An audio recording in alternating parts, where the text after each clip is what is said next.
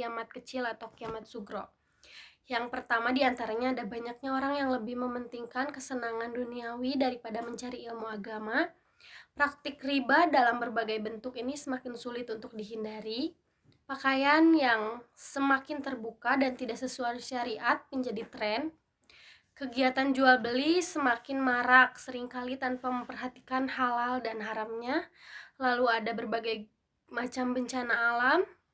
Masjid lebih sering dijadikan tempat berkumpul dan bersosialisasi daripada tempat beribadah. Lalu umat Islam semakin mulai terpecah belah dan saling memusuhi. Tingkat kejahatan terutama pembunuhan semakin meningkat. Hubungan antara anak dan orang tua semakin renggang. Tanda-tanda kiamat kecil yang belum terjadi hingga saat ini berdasarkan sumber dalam Islam dan hadis-hadis Rasulullah SAW. Yang pertama, kembalinya jazirah Arab menjadi subur dan hijau. Rasulullah SAW bersabda bahwa jazirah Arab akan kembali menjadi padang rumput dan sungai-sungai seperti zaman dahulu. Perubahan iklim dan teknologi irigasi mungkin menjadi bagian dari proses ini, tetapi belum terjadi secara menyeluruh. Yang kedua, munculnya Imam Mahdi. Kemunculan Imam Mahdi sebagai pemimpin umat Islam yang adil dan membawa kedamaian di dunia adalah salah satu tanda besar yang akan mendahului tanda-tanda kiamat besar lainnya. Hingga saat ini, kehadiran Imam Mahdi belum terjadi. Ketiga, munculnya seorang laki-laki dari Khotan yang memimpin manusia dengan tongkat. Dalam hadis disebutkan seorang pemimpin dari suku Khotan akan muncul dan memimpin manusia dengan keadilan. Pemimpin ini belum dikenal hingga sekarang. Yang keempat, keluarnya api dari wilayah Hijaz. Rasulullah menyebutkan akan ada api besar dari Hijaz atau wilayah sekitar Makkah dan Madinah yang menerangi leher unta dari Busra atau Syam. Api besar ini belum tampak lagi sejak riwayat pertama kali munculnya di abad ke-7.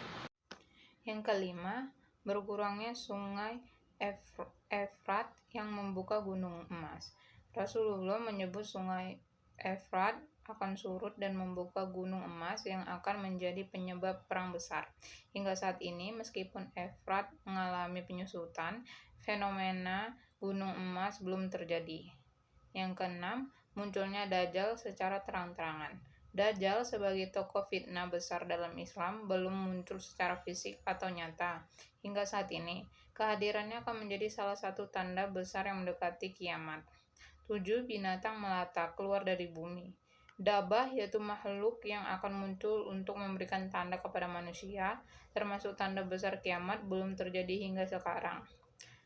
Kedelapan, bangunan-bangunan pencakar langit di luar jazirah Arab.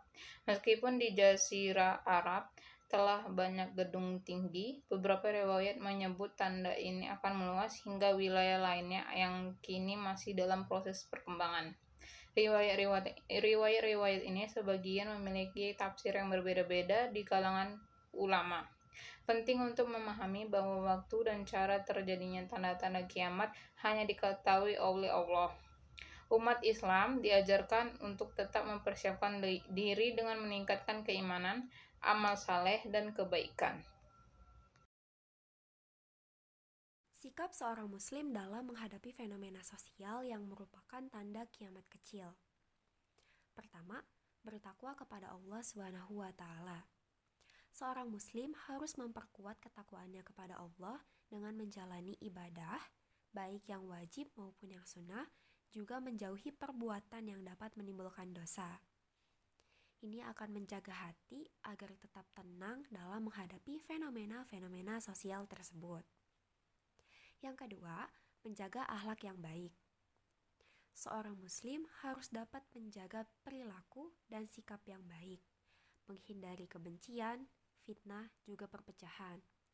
Kita dapat meneladani Rasulullah SAW agar memiliki akhlak yang baik. Ketiga, kembali kepada Al-Quran dan Sunnah.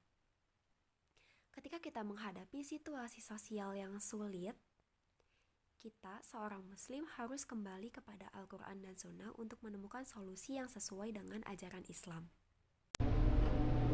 Yang keempat, sabar dan tawakal.